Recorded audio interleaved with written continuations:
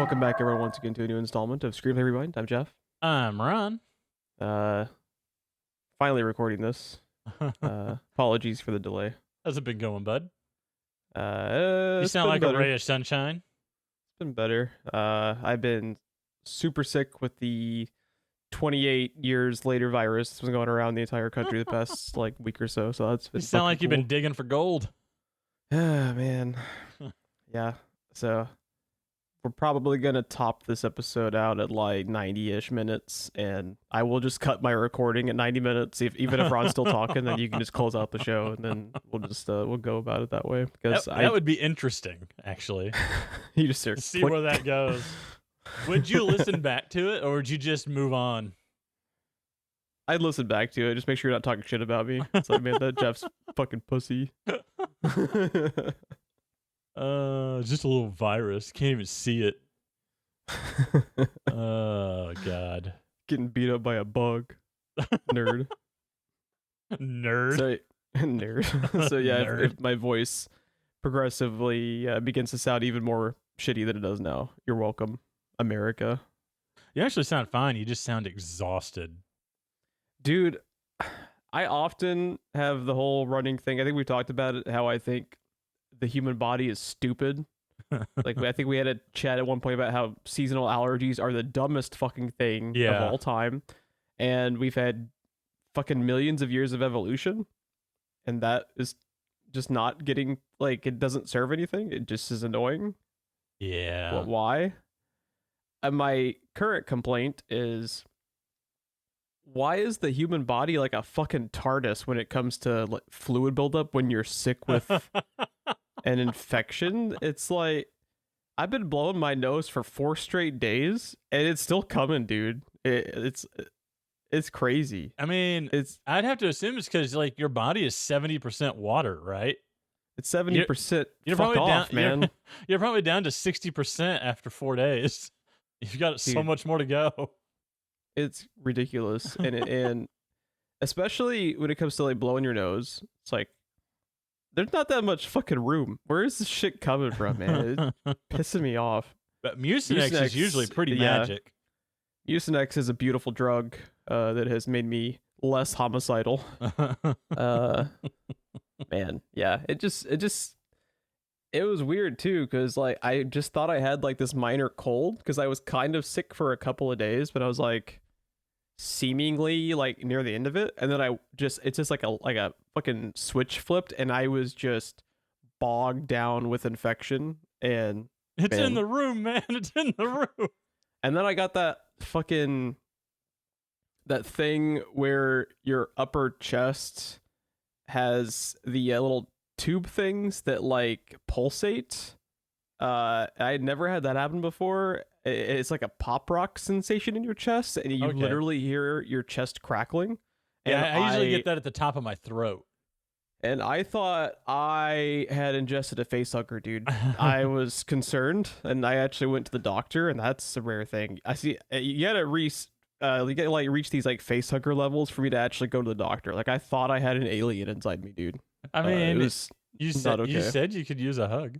It's true. Yeah, I usually get it right at whatever that soft spot is, kind of around your collarbones, between your collarbones. Yeah, that's where I had it. Yeah, I'll get it right there. And you can feel it. And at night, when you're laying down to go to bed, you can hear it.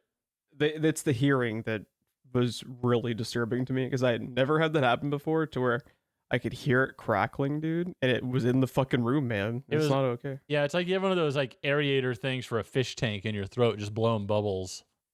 It's awful. Yeah. It's some fucking bullshit. It's like, apparently, what's the like, there's a specific part of your body that like leads to those crackles. Crackling? Human crackling? There's a specific term for like the tubing around like your lungs and shit, but I can't find it now. But yeah, it's crazy, dude. I don't recommend it. What have you been up to? Oh man, job hunting and sleeping and driving the kids around. That's about it. Playing some Chris. So I don't want to say I'm burned out on Subnautica. I'm just kind of taking a break from it. Just kind of like, yeah, I've been in this world for a while, and then I couldn't find. You've been playing that game for a long time. Like, Yeah. when did you first play Subnautica? Oh Jesus. Does it tell me when I bought it? I have Steam. Well, that wouldn't count though, because I got it free on PlayStation Plus first. Ended up having to buy it as I canceled PlayStation Plus. Yeah, I don't know. It's been a few years. I'm at 530 hours on my PC. Probably half that on my PlayStation. Anyway, I was like, I've kind of done all I can do in this world for a little bit. I'm gonna step away. But I didn't have anything to replace it, right? Well, Subnautica Below Zero is just too similar, so I didn't really have anything to replace it. And then Chris started a new Animal Crossing file, and that's just kind of been my jam for the last several days. I didn't realize you liked Animal Crossing. I like Animal Crossing. I don't like the most recent one as much. I like the one on the Wii the best. The one on the DS may be my favorite. I don't know. But yeah, I like Animal Crossing, and the most recent one I have a lot of problems with, but they don't seem to be annoying me as much this time around, and that's just kind of all I've been doing. I've almost got my house paid off, and we haven't been doing this for very long. I'm on the last level of my house upgrades. Nice. We're still building out the island, and I've almost got everything paid off. So yeah, it's I don't know. It's just been interesting because at least Subnautica, I'm like, I care about what's happening. I don't really care about what's happening. It's just kind of something to do with my hands on Animal Crossing. So I don't know. It's a weird place, but it has kind of taken over the Subnautica niche. I tend to get tired of this Animal Crossing because it is like a survival game without the survival stuff. You have to gather materials and build stuff and all that, and like your tools break, but your tools break just as easily as your weapons do in Breath of the Wild. Like, it's ridiculous how often like your fishing pole breaks and stuff.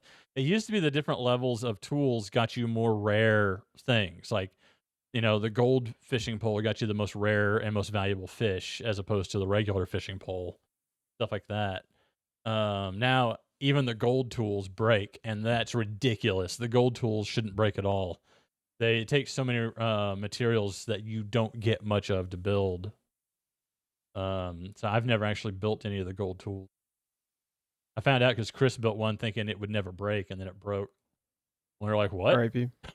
So yeah, but no, Yeah, I just never got around to trying out Animal Crossing. I typically over the last few years have switched to like my mindless thing to kind of like do in the background has kind of just become like watching like YouTube videos or something. yeah, When I'm playing a game, it's like more of like an active thing. Like like when I was playing Spider-Man 2, finally, it's like I'm actively sitting down to beat this, and it's not like I have a few minutes of like time to pass. I'm dedicating like 4 or 5 hours at a time and like actual blocks to to beat the game, or like I'll do that with like we've been playing a lot of Marvel Rivals the last couple of months, and that's like an active thing. Like we'll sit down, we're trying to like rank up.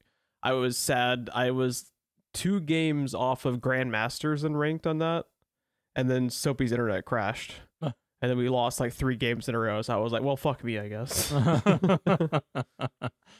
Yeah, I think what has happened is like when I was recording videos and streaming and stuff, I had that time set aside where I was playing like games, like sitting down to play Spider-Man, sitting down to play Control. As I'm in the middle of a Control playthrough right now too, but I'm picking it up once, like maybe once or twice a week. Without that, it's just like I have a little bit before I have to go pick up the kids, or I'm pretty tired. Today was a long day. I don't feel like playing a game I have to think about Yeah, makes sense. So I like it's like I can go into Animal Crossing for a few minutes, or I can boot up Subnautica real quick and shut it down real quick. And I'm not like, oh, but if I can just beat this boss, I can get to a save point. Like I don't have any of that. So I think Whatever happened with y'all in Balatro? Because you've been playing that for a while, and then I haven't seen you talk about it in a minute. I burned out on it faster than Chris did. Chris unlocked everything except one single Joker, and he has to score like 4 million chips in a single hand or something. She's got to do something crazy like that to unlock it. So I haven't gone. I've been meaning to go back to it. He's updated it a lot. That's what I was hearing. I was having fun with it, and then there was a few updates that came out, and then all of a sudden I couldn't win jack shit. I don't know what happened. If it was just me or if some of the updates to the game, it just making it harder. It got so damn hard, and after a while, I was like, "Well, all right, fuck you, game." And then I didn't go back to it. I've missed a lot of updates since then. So I wonder if it's been changed back. Yeah, I'm like the one person that hasn't played it. It just didn't really jump out to me. And that's another one. You can quit that one anytime you want and then reload back up right where you were. Cool. So, and it's, I mean, if you have Apple Arcade, you already have it. It's free. Just download it. Yeah, I heard playing the mobile version was kind of wonky though. I haven't really. Obviously, I don't have a point of comparison, but I had heard. I think it was even from Gary and Cole when they covered it for WAF. I think they might have said that like maybe it was like Gary that was intending to play it on mobile, but then found it a little bit difficult because of how much it was shrunk down, and maybe it was like if your only time you've played it has been on mobile, you're fine, but going to it from like console would be difficult. I don't know. I forget the specifics. The last several times Chris and I played it, it was on our phones. It's fine. Is it? Yeah, I had no problems with it. I mean, yeah, it's $10 if you don't have Apple Arcade. I mean, it's well worth it, I think, for $10 and have it in your pocket anytime you want, and you can just stop playing anytime you want and pick right up where you left off. So, you get to your bus stop or whatever, you can just go, and then next time you're sitting down waiting somewhere, you can pull it back out. It's pretty good. I think it's well worth the $10, but if you have Apple Arcade, and if you don't want to pay $10 for it, you don't have Apple Arcade, it's like what, $5 a month? You can just buy a month and play the fuck out of it and then cancel. Dabble. Yeah. So, well, before we talk about Sisu today, speaking of we dabbling, start off every show with our Q&A section, with our comments and questions that have been left in the comments in various places. So, Ron, why don't you kick off some comments, etc. for us? Comments, etc. That sounds like another podcast we should start. Okay, we've got 3 from the ever enigmatic executive intern Bobby. My king. He left 3 comments on Overlord. One of them has a reply. It feels like it's been 10 years since we watched that movie. It really does. We had like not only me getting sick, but like what's it been? Almost 3 weeks since that episode. We had a fucking Arctic apocalypse happen. They're like some of the fucking snow. It's been like 60 to 70 degrees for 4 straight days. Yeah. Some of that snow is still not fucking melted. Yeah, and that blows my mind. Like because it's been blowing my sinuses too, going from 4 degrees to 70 degrees. Oh yeah, it's been so painful. The change in like air pressures and shit gave me a terrible fucking headache too. Dude, it just fucking sucks. Yeah. Everything sucks right now. It just fucking sucks, man. It's fucking bullshit. Bullshit. So I talked about prospecting in Walmart as a bank teller, and to which Bobby replies, "There's gold in that Walmart."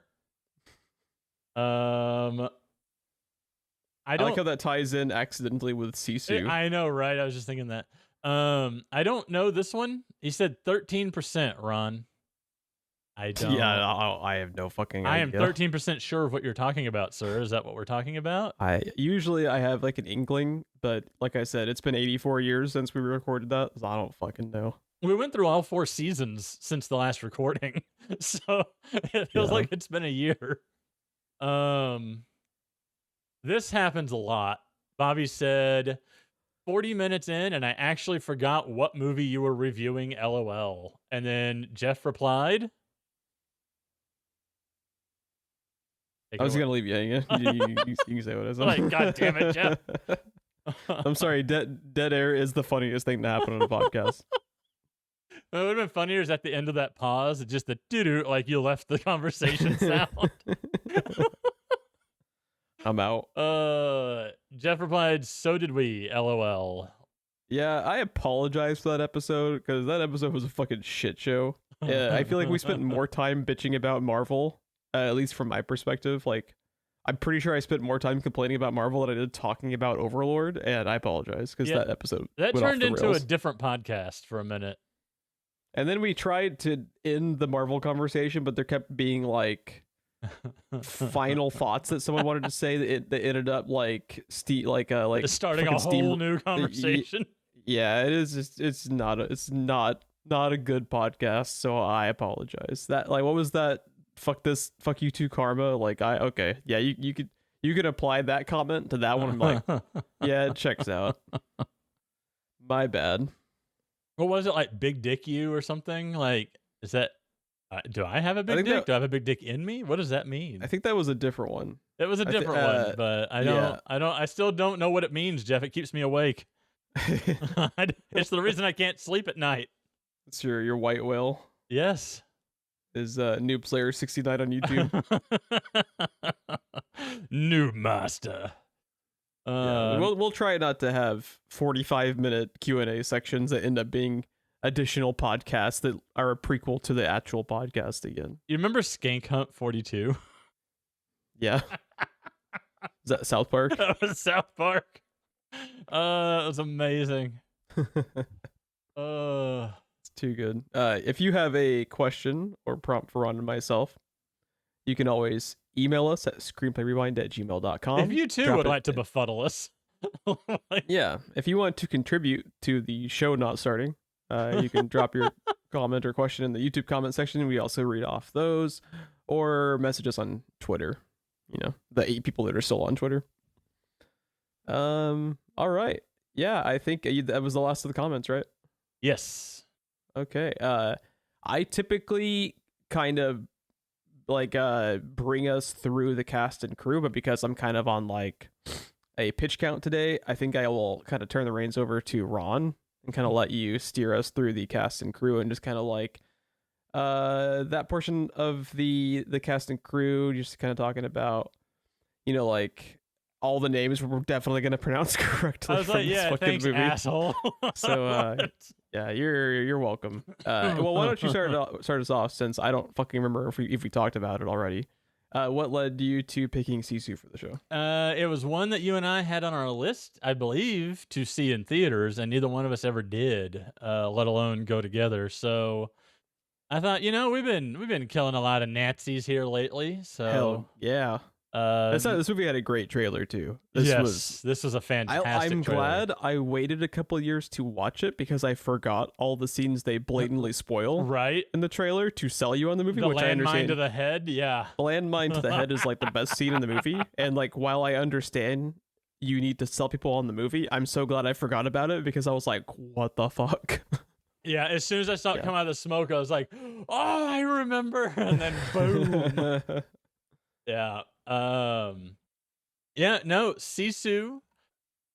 We've got a old man. He's digging for gold, panning for gold. Finds some, starts digging, finds the vein, digs it all out, and then runs into some Nazis who are looking to take his gold because at this point the Nazis are on the verge of surrendering at the end of World War II, and they're just going to kind of steal his gold and run away so they're not like tried for war crimes and stuff. But they don't know. Spoilers for Sisu. They don't know. Spoilers for Sisu is that Sisu, which is not actually his name, Tommy? Yeah, Tommy. He is the Immortal. He is known as. He is a one-man army. Basically the Punisher World War II Punisher. And yeah, he's not too keen on letting him having his gold. This guy has the healing powers of Wolverine. He really does. This guy is... First of all, the thing I really, really appreciate about this movie is I think that the setting is fantastic. Yes. What's the name of the... is it the Lapland War? Is that what it is? Yeah, the Lapland War. This is a fascinating time that I knew vaguely about, but when you read more about it, it's super interesting.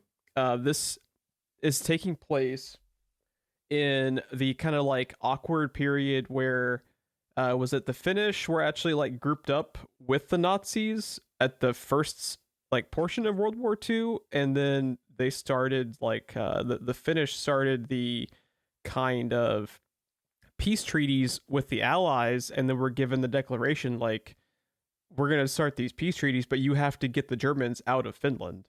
Yeah. So there's this huge fucking Mad Max style war going on between them as the Nazis are trying to get out, and they have a little like introduction to this at the beginning of this movie where they're talking about like it's like scorched earth, where the Nazis are dropping fucking landmines everywhere and burning down cities to the ground as they're leaving. It's crazy. Why aren't there more movies that take place during this? Because it's fascinating to me. Yeah, it's absolutely crazy. I said they're just leaving Finland as a blasted heath, and it's fucking Mad Max, man. If I go down, I'm taking you with me. Basically, is what the Nazis adopted.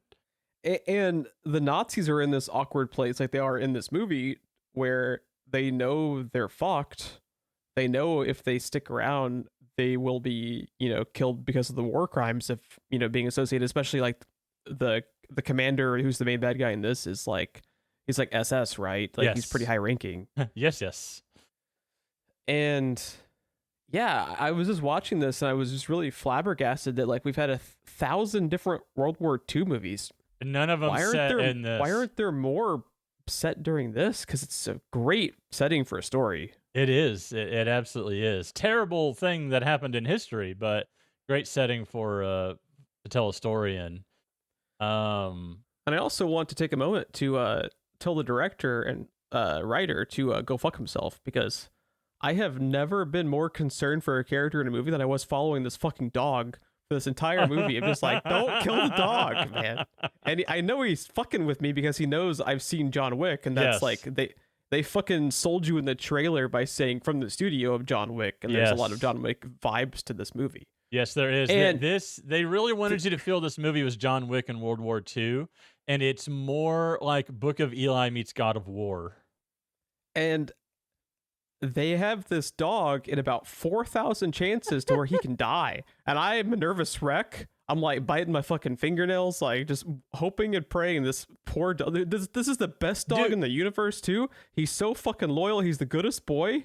Okay, let's get out the checklist. Okay, we've got our, I don't want to say hero, so our protagonist with the checkered past, right?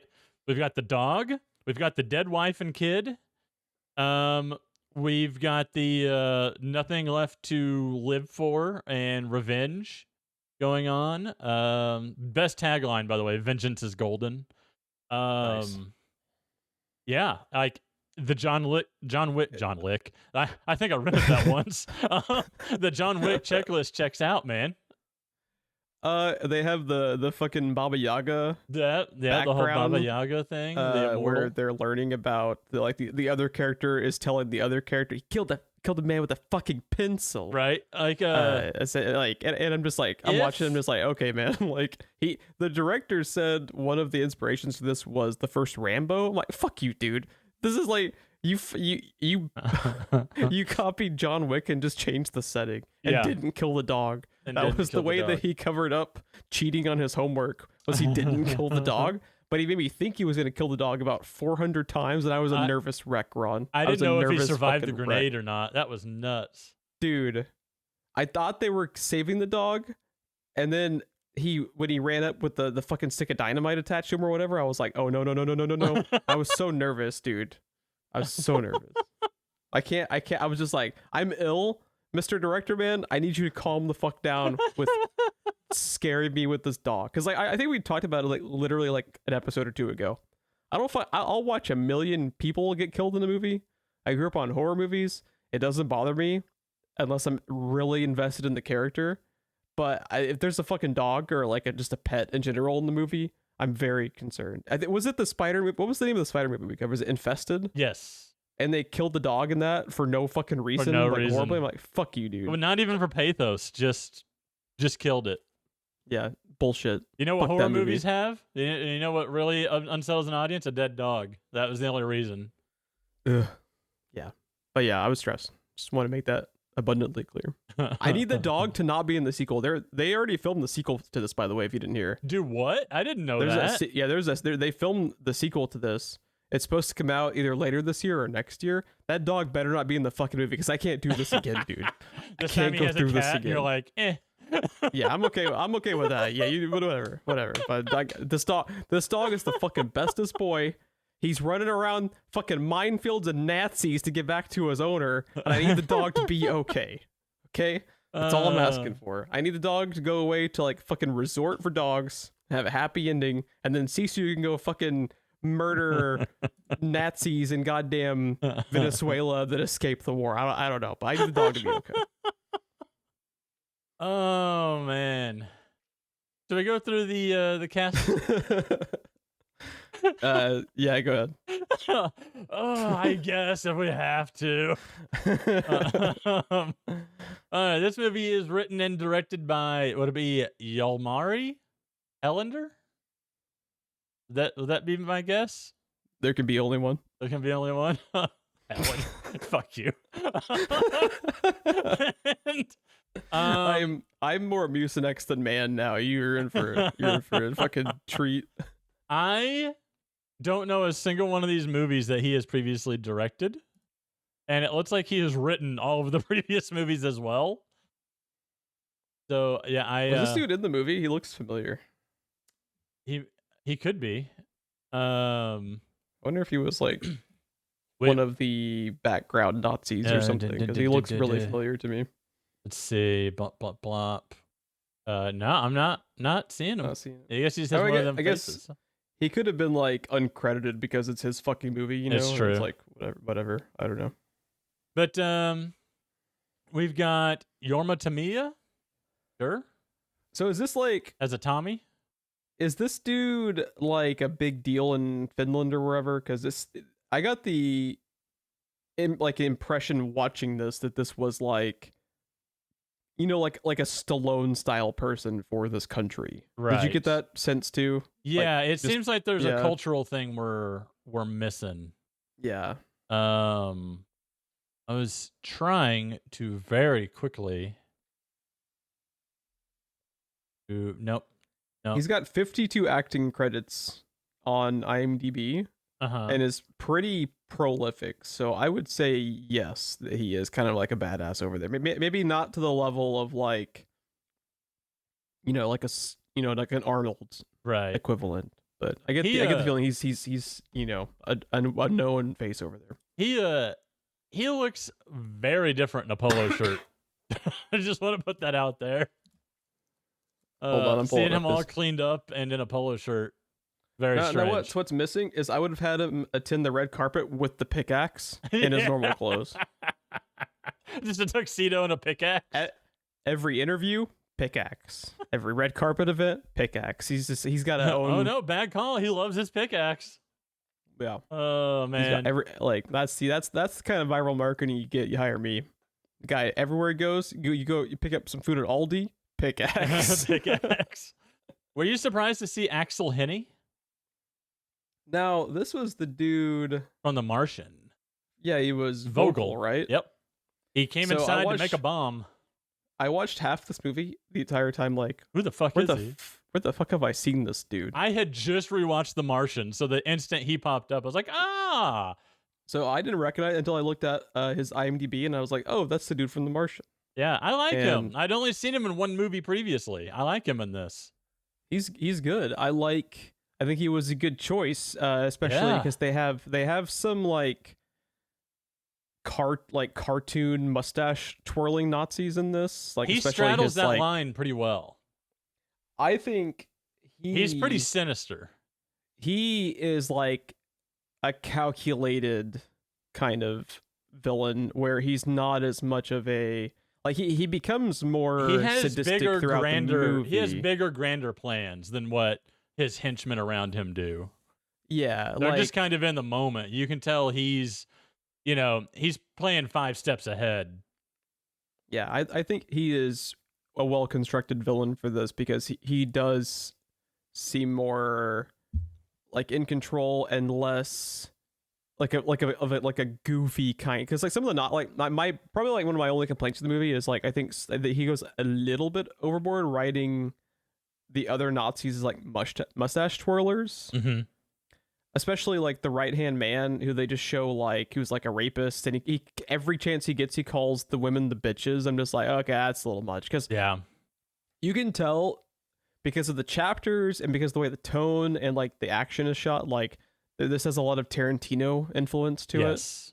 And I think it would have been better off with less Tarantino influence, because I don't think this needed chapters outside of the Kill 'Em All chapter was pretty badass. That was pretty cool. Good. But yeah, the chapter thing caught me off guard. It's not necessary. It's really not. It's not necessary. It's not really necessary in Tarantino either, to be fair. Yeah, it's one of those things where it's like, I wish Tarantino would do that shit less too. Yeah.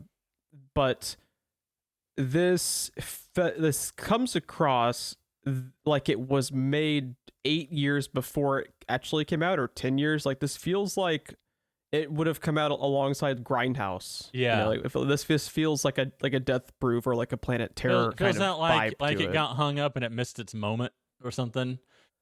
Well, it's just part of it is it's from another country and it's on a shoestring. By the way, this was made off like a $6 million budget, which like bravo, because they actually have some decent looking effects with that plane for that cheap of a fucking budget. Now, it ends up vanishing in a swampy poof of smoke, and it's pretty funny. But until then, it's pretty fucking good. When it happened, I was like, the fuck did I just see? Because I didn't realize it was like a bog yet. I thought it was just solid ground, and I was like, well, where'd the plane go? Fortunately, he's Swamp Thing, and he lands in the fucking swamp. He becomes one with the green again, and he's fine. There wasn't even a splash. Like, it was just gone. And then the shot lingered there. Like, I'm supposed to be picking my job off the floor, but instead I was just like, where'd plane go? And you can tell that I do appreciate how it didn't linger on the plane coming in, that it was just snap your fingers and it's gone. Like you blink and you miss it. It happened so fast. I'm so glad they made the conscious decision about halfway through the movie to make the movie more silly. Yes. Because it's almost like he realized, like, oh, this is too much. This is too much. I mean, the guy, dude, when he slits the throats of the dudes underwater and then he steals their breath, I was like, yeah. Excuse me? I was like, what is happening? I mean, I've never seen that before, so it's one of those things where it's like the shock and awe of it. I'm just like, okay, I'm on board. Yeah. That was fucking metal. It's stupid, but it's metal, and I'm okay with that because this is Sisu. Like, that's what I'm signed up for. It's like, I am so glad he understands not to go like grandiose with this. So this could have been, if this had remained like like the first like third of this, I would say is like a hair too serious. Like it's like a snowball effect with this, to where it's like by the third act, like you're just, like kill them all, you're on board. He attached a stick of dynamite to the dog. They all have to die in horrible, horrible ways. Did the airplane have like an Uncharted 3 feel to you? Did you ever play Uncharted 3? Yeah, I played all of them except for the spin-off one. Yeah, I didn't play it either. Yeah, it had that kind of feel, like it was influenced by that or something. I don't know. It had a very similar feel to it. Because like you're in the plane, then you're out of the plane, then you're back in the plane, and like it's crashing the whole time. him using the pickaxe to get on the plane is badass. Dude, when they're in the plane hearing the thunk. Oh, by the way, did you catch the Ron and Geoff of the movie? Because I bet you did catch the Ron and Geoff of the movie. Is it the ones that he sends out into the landmines? No. The Ron and Geoff of the movie are the two guys that drive up on the motorcycle and they see him there with the dude and they just fucking turn around and run away. They just leave him the motorcycle. Yeah. Yep. Those guys understood the assignment. This dude was slurping up fucking oxygen at the bottom of the pond, so I'm not gonna fuck with this guy. That's not a euphemism, by the way. And we're gonna walk away. Yeah, that was us. That remains, I think, my favorite ongoing like exercise while watching movies is locating the Ron and Geoff. Because when you find the Ron and Geoff, they're unmistakable. Man, I love it. Oh God. Yeah, so Axel Hennie is Bruno. Jack Doolan is Wolf. That's the right-hand man you were talking about, who's apparently a crack shot, unless it's Sisu. Mimosa Williamo? I do not know. Played Ino. That's the main girl, right? Yes. By the way, it was goofy, but still kind of awesome when she pulls the truck up next to the other truck and just like, hey, and then the what's up nod upwards was pretty fucking great. That was pretty good. Let's see, who else was noteworthy? I like the way that they off the Shootsy character, where he's been with Bruno the entire time and he gets to the plane with him and Bruno just turns around and casually shoots him. That's a great little moment. Like, holy to me. Shit. Where it's like he can't even be like he's so selfish and so like eyes on the prize. He can't even be bothered to pay for his buddy to get on the plane with him, even though he has literal sacks of gold. A literal sack of gold. Yeah, like he can't be bothered. He is just too much of a nuisance to him, and yeah, it's great. It's a great moment. Yeah, I don't know if there's anyone else that's noteworthy that wants me to butcher their name. You know what he comes across as in a good way, especially for you're talking about some like Nazi villain. He comes across like a good Indiana Jones villain. And I think that's what we're kind of like grasping onto. Yeah, I could see that. So overall, how did you feel about this movie? At the beginning, like third act of this, I was a little concerned because I thought it was a little bit too dour. Because that's one of the things like John Wick is funny. You know, like John Wick is incredibly fucked up. And this has its moments, like when he sends the guy out in the minefield, and he blows up. So he turns around and picks another guy, and that guy's like, "Oh, yeah, yeah." Like, it's got its moments. But I was saying, it's like it takes a while to get to there in this. A little bit too long, because I think it would have been better served to kind of from the onset be a little bit more like in on the joke. With how, I mean, the main villain gets taken out by having the bomb attached to him and screams "fuck you" on the way down while giving the finger. That's what I'm here for, dude. Yeah, that was incredible. That was Vogel. Like that was amazing. When the plane just vanishes, that's what I'm here for. We don't have a composite shot of like the tail end sticking up. It's like no. It's in the underworld, dude. And that's what I'm here for. I was like, is it just me when I saw that scene? I'm so glad you reacted to it too. And what's so funny too is it was so weird. What shot? Because all they had to do was hard cut away and cut to him from a shot angled upward at the sky, showing him crawling out of the bog, but there's like an aerial shot into the swamp where nothing happened. And it's so weird.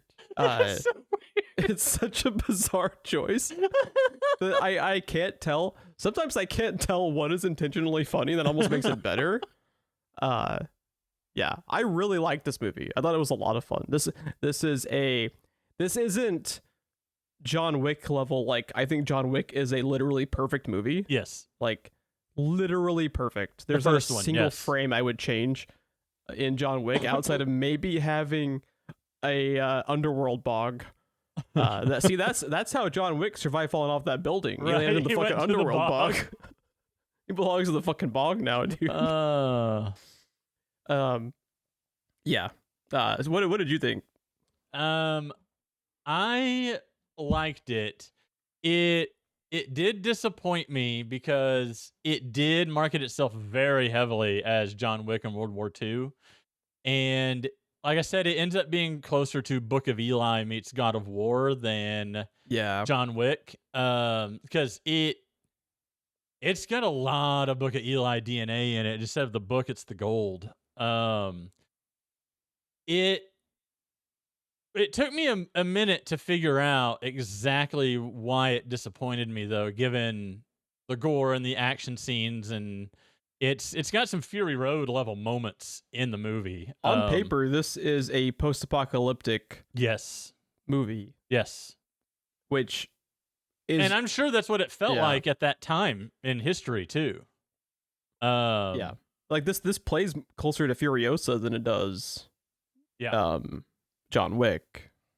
So it took me a minute to figure it out, and I think it's because in this movie, the action sequences and the like shock value for the kills and stuff, they just kind of happen. I'm not saying they're not entertaining or anything, but it felt like it took the wrong lessons from John Wick. Like, it's not that John Wick killed a guy with a book. It's how we got to that point and how brutal that moment is. Not the fact that, John Wick can run a knife through a guy's head. Like, that, the choreography and the cinematography in John Wick is what makes those movies and what makes those action sequences stand out. This felt like it looked at John Wick and saw the brutality and the fast-paced action and just took those lessons, and you didn't get a whole lot of the choreography or the cinematography to match it.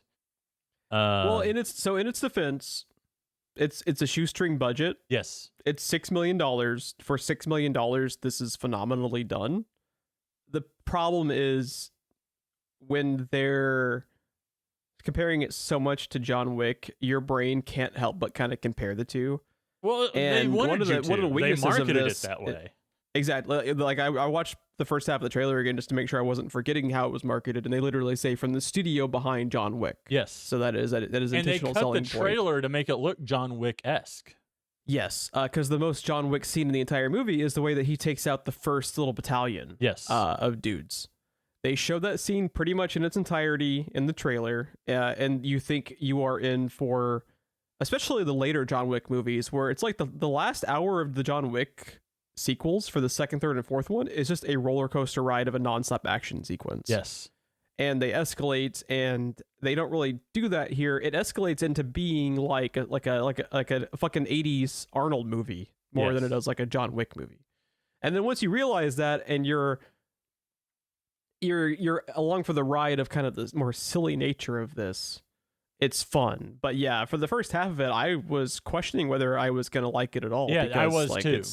But around the time it started to realize what it was and become less serious, it kind of brought me back in.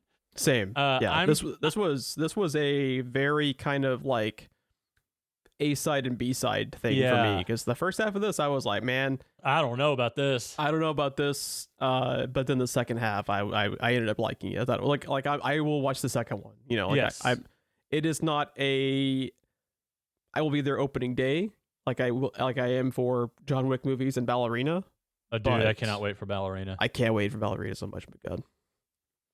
We might have to go see that in theater and then put it on the show. Yeah, just give us an excuse to watch it ASAP, because I'm there as soon as humanly possible. but yeah, I feel like we had the same kind of like arc with this as far as Yeah, that's what it sounds like. It sounds like maybe Yeah. slight differences, but it sounds like we're basically on the same page. Mhm. But that being said, I did end up liking it. I am very curious since now that I know what it is, and I know that it doesn't take itself so seriously in the second half. If I were to watch it a second time, how I'd feel about it. I think you'd like it I think I much would better like the it second a time. lot more, probably. I think we both would like it a lot more the second time. First of all, because I know the dog doesn't die, and I can actually focus on the movie. Second of all, I realize this is a Mad Max, Book of Eli style Stallone movie instead of a John Wick thing. Yes. Yeah. I'm curious what the sequel would be about. Yeah, I don't know. The bank I'm teller try to interested. take his gold.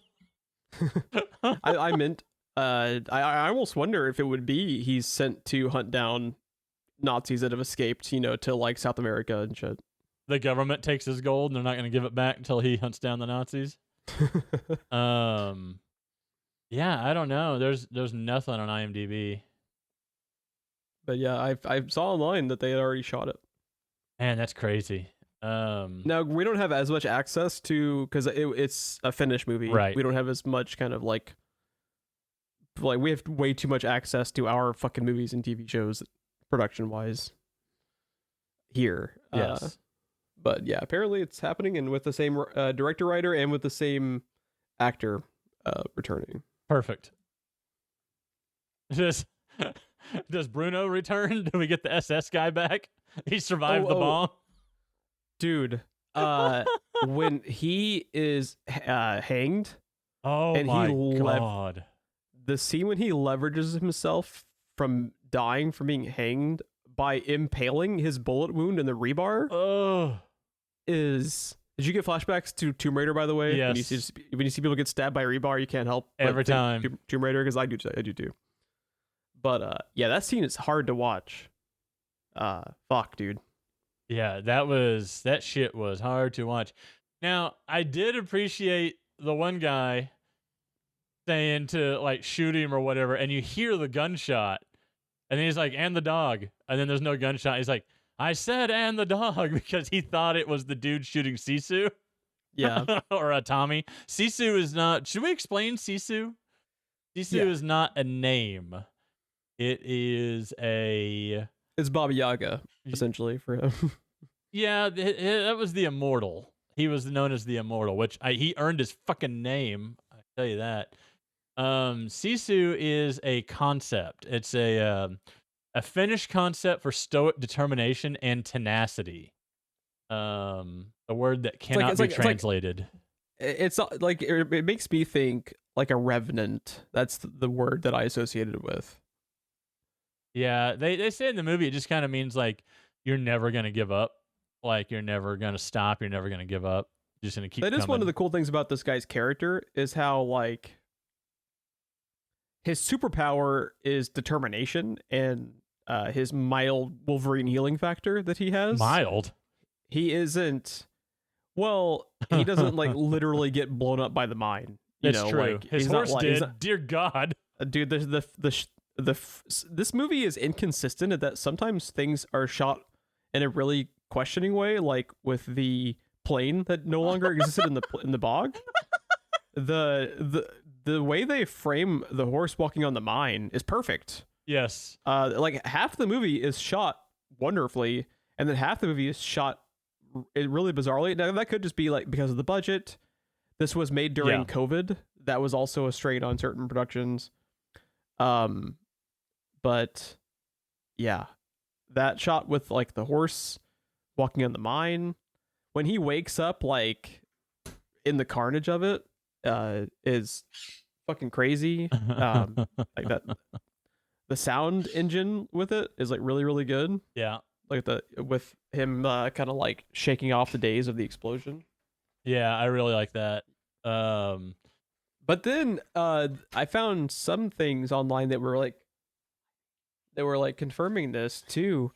The movie has like some things that are out of sync, which was odd to me. And I don't know if it was the way that it was kind of like translated onto streaming services or what, but I saw because I thought I was going crazy because there were a few moments where like a sound effect was out of sync. Yep. And that I voices noticed. would sometimes, and sometimes they would hear you would hear the gunshot after they pulled the trigger. Yeah, Things like that. There's one scene. Where did you watch it? I watched it on Apple. I did but it's too. apparently everywhere, even on Like stars. I like someone had watched it on Vudu, and it was also slightly. So it must be the copy of the movie itself. But at one point, someone speaking, and I thought it was a dub. Yes. Because it was slightly out of sync, and I was like, "That's weird." Yeah, really weird. I don't know if that. Like, I don't know what is the cause of that exactly, unless they just literally ran out of budget and weren't able to fix certain scenes the way that they were shot. I don't know. Yeah, or they they went in and changed something last minute and didn't realize it threw stuff off. I've literally done that on our YouTube videos and stuff. Yeah, makes sense. Yeah, I don't know. I sent you something in Discord. I have watched this like 4 times. I need to know from the director why. I need to know what percentage of the budget was this plane sequence, because it had to have been 90% of it, if not more. Does this end in the bog? Yes. Yes, okay. It does. Go ahead. I'm doing it. It's about a minute 4, minute 5. They're so proud of this slow-mo mud flinging. I'm thinking they actually set off like an explosive charge, and that's what they filmed, and probably a significant portion of the budget went to that explosion. And then it looks like they've slowed it down as it's raining down. Mm-hmm. And giving me more time to realize the plane no longer exists. The plane no longer exists. What the fuck, man? But then at that point in the movie, that part with the swamp, after being like combined with the dude flipping him off and saying "fuck you" all the way to the ground as he attached him to the way he attached him to the bomb is actually pretty badass. That's I'm pretty not gonna good. lie. It's like pretty that fucking good. At that point, I'm so on board with the silliness of it that I'm like, fuck yeah, the plane no longer exists. I knew that bomb was gonna come into play somehow. I just didn't know what he was gonna do. Right. But yeah, the comments in that YouTube video are pretty good too. I gotta check it out. What were some of the highlights you saw? My favorite one is some of the people in these comments aren't human, because everyone is like, "Oh, he wouldn't have survived that," or "There's no way." And there's just going on. There's this one lone guy in the back. Yeah, some of these people just aren't human. like, why can't you just enjoy something? My favorite thing about him surviving the plane crash is that not only did he survive it, there's not a scratch on that man. It's like he got attacked by the fucking panther thing in Tammy and the T-Rex level. Tawny and the T-Rex? He's fine. Dude is chilling. Oh my god, that movie, that was a thing that happened. That makeshift Strappy Dealy also works for surviving Ground Zero nuclear explosions. Are people actually arguing about the logistics of him surviving that? Have you watched the movie that we're talking about? Ree's Sisu Shack LAX. There's no way you would have survived that. I would hope to survive, but the plane crashing straight down like that as fast as it was going was way too much. Maybe trying to straightening the landing before the crash. I don't know. Sisu the last scene, someone said. A lot of people are just saying plane. Where'd it go? Buttered toast. And then Gulf of Mexico 1 year ago says the people in this comment section aren't human, and there's 8 likes to it. Love it. Yeah, it's great. Yeah, I adore that fucking plane crash scene so much. It's so good. It's like this movie is not a particularly good movie, but is an exquisite movie. Yes. Man. I just can't quit watching this plane. See if I can find Sisu Bruno bomb scene. I didn't have to finish typing it. Because this is it looks even better than I remember. Which part? Him with the bomb. This is great. That scene was so fucking good. That scene is so good. Like, seriously, you gotta check this out. If you look at, it shows you the histogram of what most people were watching. I know exactly where the bomb part is because there's just this massive spike near the end of the video. Yeah. I swear to God, too, some of his wounds just like disappear between this scene and the next one. He's Wolverine, dude. I'm telling you, he's like, if Wolverine fought for the Nazis, like that, it's this guy. Yeah, like give me like we gotta. I've always wanted a World War II movie with Cap and Wolverine. We got the Wolverine movie. Yeah. With this shit. I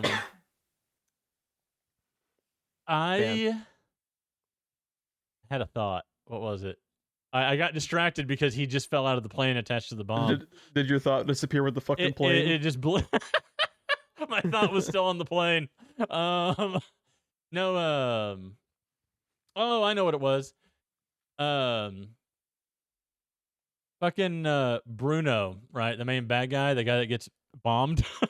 The guy that goes for a ride. He starts out the beginning of this movie just like scoffing at everything about this guy, and by the end of the movie, he's fucking terrified of him. Like the look on his face as he's beating a Tommy with the buckle, and then watching a Tommy sit back up to look at him again.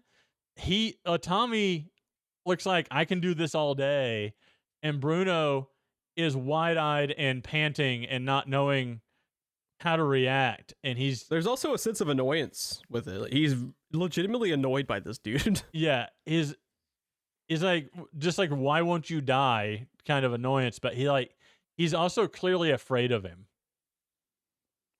Yeah, he's fucking Weapon X, man. He's fucking Weapon X.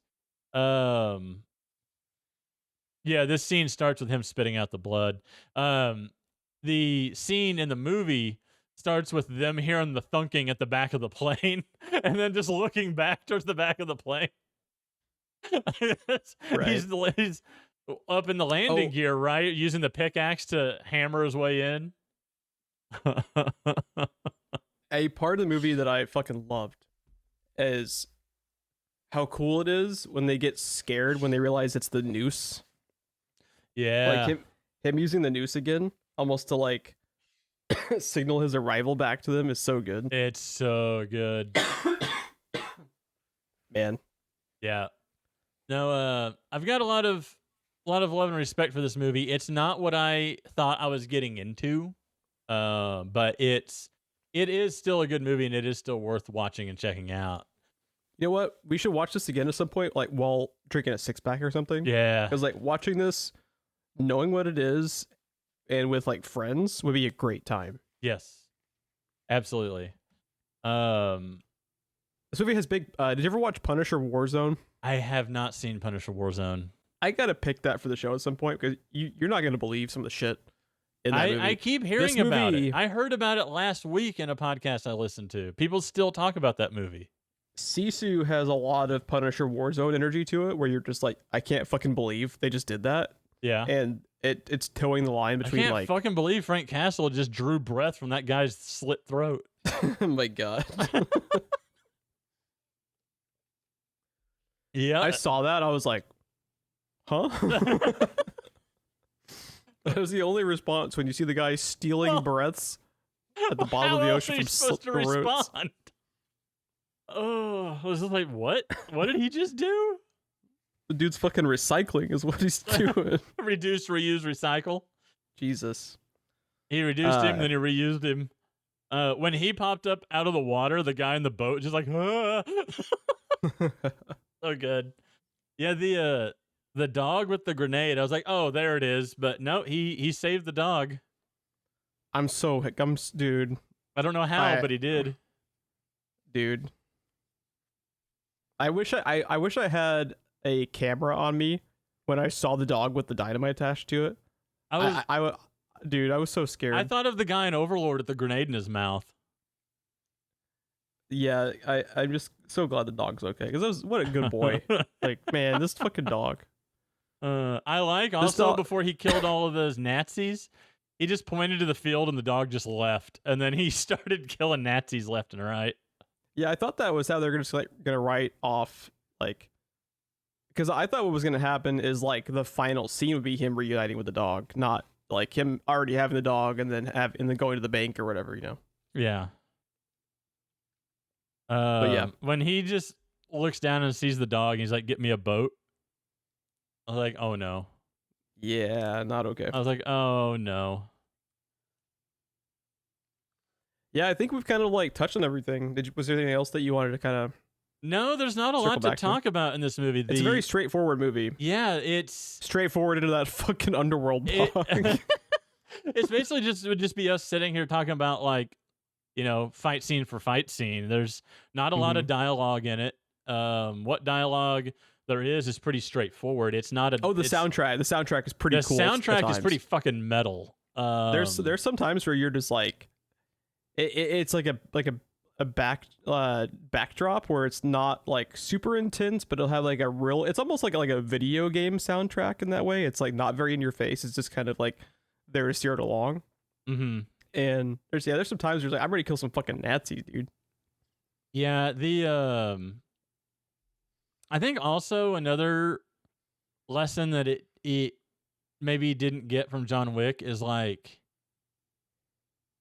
the whole thing about the dog getting killed. It's not just that they killed his dog, it's everything the dog represents. Like, he was barely holding on. He was finally healing, finally starting to move forward with his life.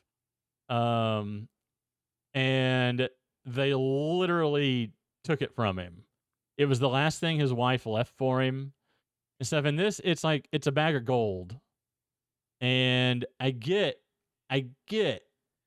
all the emotion and stuff that we see happen.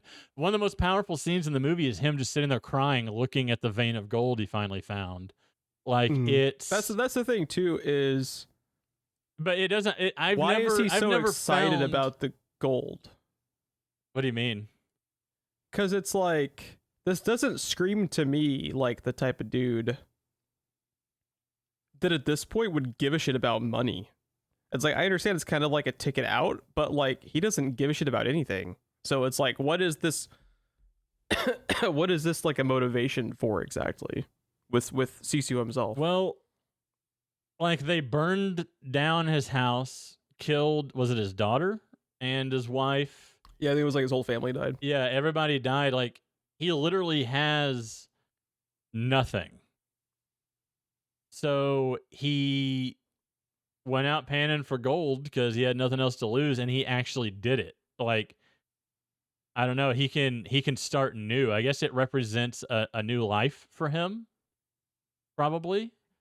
But at the same time, part of it is because he's like, he doesn't say anything until the very end of it. We haven't talked about that, but he's essentially like Nick Cage in Willy's Wonderland. Yeah, like, he doesn't fucking talk. Exactly. So he doesn't come across to me as a guy who has, like, what is he gonna do with the money? I don't know. You know, see, that's the thing. I don't know.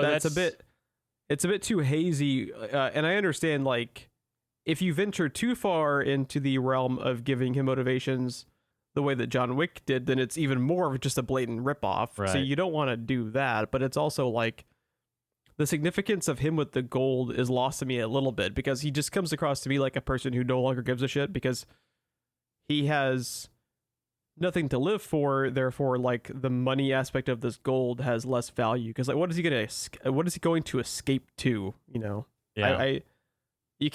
You can't cover the stuff while having him be silent. So I think it would have been better served to have him be a little bit more of a Book of Eli character, to where he has a concrete goal, you know? Yeah. A more personal goal that seems more important to him as a character. Now, granted, we're talking about this when he's slurping oxygen at the bottom of the fucking swamp from dead dudes. Right, exactly. Yeah, so, you don't want to think about it too hard. You don't want to think about it too much. It was literally just, we need this Venn diagram to overlap. So what could he have that Nazis would care about taking to put him on a revenge streak? And it's, what if he just had a bag of gold? I think that's literally what it was. It's very bare bones. Yeah, I think what it is supposed to represent is a new beginning for him, the start of a new life for him. He can leave this life behind and start over. Is what it's probably supposed to represent, and then they're taking it from him and bringing him back into his old life. The problem is like I said, like, to give him more motivations, you are more blatantly ripping off John Wick, which they didn't want to do. Yeah, and to do anything else complicates the plot, because then why does he care? Is Bruno the one that killed his wife and kid? Like you would have to start getting more complex, and this movie's not about that. This movie is and what that if shit dude drives with a me bag crazy. of gold and a knife. Making, like, if they had gone the route of, like, Bruno was the guy who had killed his family, that's the type of shit that drives me crazy too, because it's so fucking convenient. Right. It's what drives me crazy about the first Tim Burton Batman movie, is I hate making Joker the one that killed Batman's parents. It's such a cheeky little bit of, and I know you have a huge like nostalgia for that movie and you adore it. I don't hate the first Burton Batman movie. I'm just using that as a point of comparison. Right. It's too convenient of a part of the plot. I like that they keep it more realistic in the fact that he's just a dude. Yeah. Yeah. Yeah, it's I don't need tons of convenient plot contrivances purely for the sake of motivation, when the point of the movie is to be silly and have fun with this premise, not develop great characters. What if dude with bag of gold and a knife is basically what the movie is supposed to be? So, but it's like, if I'm supposed to care about that, one, I care for dogs more than I care for gold. And two, that dog represents so much more in the John Wick franchise than it does. And even the symbolism at the end of John Wick when he gets the second dog, right? Because he gave himself that dog this time. He gave himself everything that dog represents. The first John Wick is just such a fucking brilliant. It's so good. But if you pay attention to, I don't know if you've ever noticed this. I noticed this on a rewatch at some point. The dog he gets at the end is about to be put down. Yeah, you told me that. Yeah, so if you look on the chart that he glances at really quickly at the ending of John Wick, this dog is about to be put down. So the catharsis of him ending that movie by saving a life is so fucking beautiful, dude. Not to mention everything that the dog represents to him, right? So it's fucking beautiful, and it's him choosing to take that on his own, rather than it being bestowed upon him or someone trying to give it to him. There's so much there in that first movie. Now, the other movies were like, what if John Wick still killed people? And I'm fine with that, to be clear.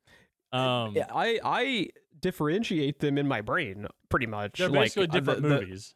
The first one is this perfect movie that exists kind of in a vacuum in my head. And then the later ones are like roller coaster rides. Yeah. For people that love the action and how well it's choreographed. It was a good fight. No, it wasn't. The first John Wick is a perfect movie. The John Wick sequels are fun roller coaster rides. Yes. And they're thrill rides. They're a thrill ride. I love them all, but the first one exists in a vacuum in my head as one of the few perfect movies that I can watch any day of the week. I have a fucking poster of it right now on my wall. I love it so much. It's perfect. They want to give you a guy to root for, and they want some shock value in some of the things he does. Yeah. But it's happening to Nazis, so you're like, oh my god, but fuck yes at the same time. Yeah, and the other thing too, with John Wick too, is like what happens with the dog. You have never been more motivated to watch a guy murder an entire fucking organized crime family. Yeah, like you're so on board, and it's all so simple but so fucking perfect. We just needed one guy in this movie to be like, you're working again, Tommy? Because I always felt like that was me in the John Wick franchise. You working again, John? Then what? The second movie, everything all right, John? I gotta watch John Wick now. I probably will just watch all of them in the lead up to Ballerina just for the fuck of it. That's why I'm not jumping into it yet, is I know I'm gonna want to then. By the way, Ballerina I saw comes out on Christina's birthday. Happy birthday. We're all going to the movies. Let's all go to the movies. Yeah. I think we've kind of said our piece with this though, in that it's smart to keep this simple, but that can only take you so far. And that's kind of like the takeaway of this. Now, granted, he made this with $6 million. Yes. Which is bonkers. Like, what a great job. And I can forgive a lot because of how shoestring this was. not only that, it's like we've said a couple of times now, it's pretty clear they realize what this movie actually is or what it's becoming halfway through it. And it leans into it rather than trying to self-correct. If it had self-corrected, I don't think we would have liked this movie as much. And it probably sounds like we don't. But again, this movie invited itself to be compared directly to John Wick, and that's what we have been doing. On its own, I like this movie, and I think it's had a lot of fun with it. I think this is a great. This is one of those, like, we talk about. Watch it with friends, like you said. Or like, this is a good Sunday afternoon movie to watch with your dad. Yeah. I would say this is like one of those types of, like, this is it is very like Rambo First Blood in that regard. But yeah, it's a lot of fun. Just realize what you're getting into. Yeah. Which they didn't allow you to by overselling it as a John Wick kind of throwback. Yeah. I almost wish they hadn't done that and let me connected it, because then I could feel like, oh no, I pegged this movie wrong. But with them constantly cutting the trailer to look like a John Wick trailer and directly saying from the production company or from the producers of John Wick or whatever. Like, it's really weird too, because that's the only time they really do that. Like, none of the other action scenes are presented like that. It's really bizarre. But you know what? John Wick was the hottest action franchise, so they were just capitalizing on marketing. So it was purely done for marketing, and the movie's a little detriment bit of a disservice, but we still had fun. Yeah. So. Yeah, it's still a good movie, and I say watch it with friends, like you said, or watch it with someone. I think it would be more fun. And, you know, we're doing this podcast.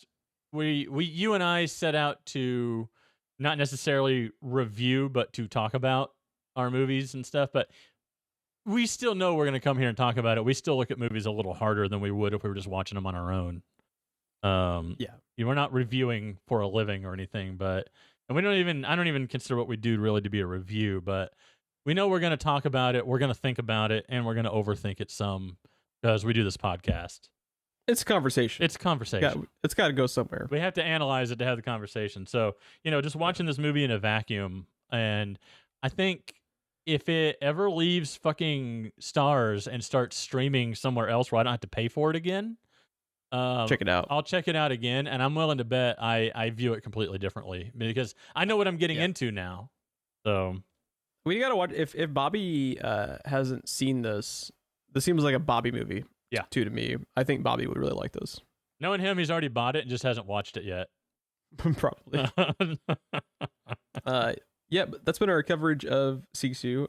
One of the other good things about this podcast is it finally gives us an excuse to check out something like this that had been on my short list for such a long time, and we finally got around to watching it for the podcast. So it's a good excuse to check out shit that stays on our short list a little bit too long. Yes.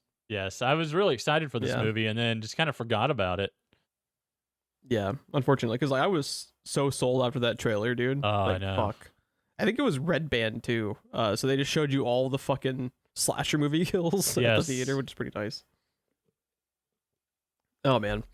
If you would like to follow the show more, we are on Twitter at SBR Filmcasts, where you can get us every week with our show updates and everything. Like last week when I said the show was unfortunately going to be delayed because I was sick. Apologies for the coughing in the background. I just can't be helped. It's like, fuck. Yeah, it's just that time of year. Yeah, getting better, but man, I need my Mucinex to keep fucking working, man. Jesus Christ. Any ratings or reviews on whichever platform you found us on always helps us out. If you caught us on YouTube, be sure to like and subscribe. And, share us out to your friends. Anyone that's a John Wick fan, Sisu fan, anything like that. Fan of Vanishing Aircraft? Yeah. Do you like Underworld Bogs? I know I do. Ron, would I know what we're covering next time? Yes, I would. I'm curious if the trend continues. So I'm going to be actually breaking our trend. So what we're going to be covering is a movie that I've been wanting to check out for quite a long time because I was first turned on to this movie by Rian Johnson. Okay. This is apparently one of his favorite movies. So once I heard that in a conversation with him, I had some interview, I forget where it was, but have you ever heard of Miller's Crossing? I have heard of it. I've not seen it. So this is a 1990 Coen Brothers movie that is tagged as a thriller noir, and that's about all I need to know to check it out. This has been on my kind of short list for a while. Really great cast, like almost all classic Coen Brothers stuff does. We've got Steve Buscemi, we've got John Turturro, Gabriel Byrne, some of the classic Coen Brothers actors. Yeah, and it's from what I hear, kind of like a throwback kind of noir thing. So I just want to watch it for a while. So we're gonna check it out, see if it's good. Yeah, I know nothing about it. Yeah, I have. It's one of those things where it's like when I start to hear it's kind of like thriller, noir, mystery-ish. Mm-hmm. I typically kind of like pull back from learning more about it because I think that makes it more fun when you finally do check it out to just let it all be a complete surprise. Yeah. But yeah, it is available for streaming on the usual platforms such as Apple, Amazon. Don't think it's streaming on one of those services. It looks like it's just Michael Jeter. Purely available to rent. Amazon, Apple, and YouTube. I think it's also was we covered Buster Scruggs, right? I think we have covered a Coen Brothers thing previously. Yes, we covered good old Buster Scruggs. It's not our first time Coen Brothers thing. First time. God, I love that movie so much. Pan shot. Sometimes I just think back to the goddamn chicken. Yeah. And then I get depressed when I really remember what happens with the chicken and the dude. Because like, good God, that sequence is so brutal. Yeah. But it's so good. Yeah. Oh man, the chicken that can do math or whatever. Fucking Liam Neeson. That's a shocking role for Liam Neeson to show up in. It really is. It really is.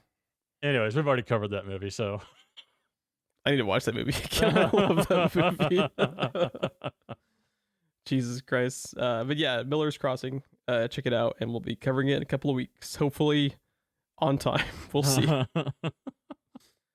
Any other final tidbits? We're actually ending this early, which is why my brain is like, you're forgetting something, idiot. Yeah, I know. It feels weird. It feels wrong. Like I want to keep talking. But a good movie, good go watch. Yeah, good movie, good to watch. All right, everybody. Have a good night, and we'll see you in a couple weeks.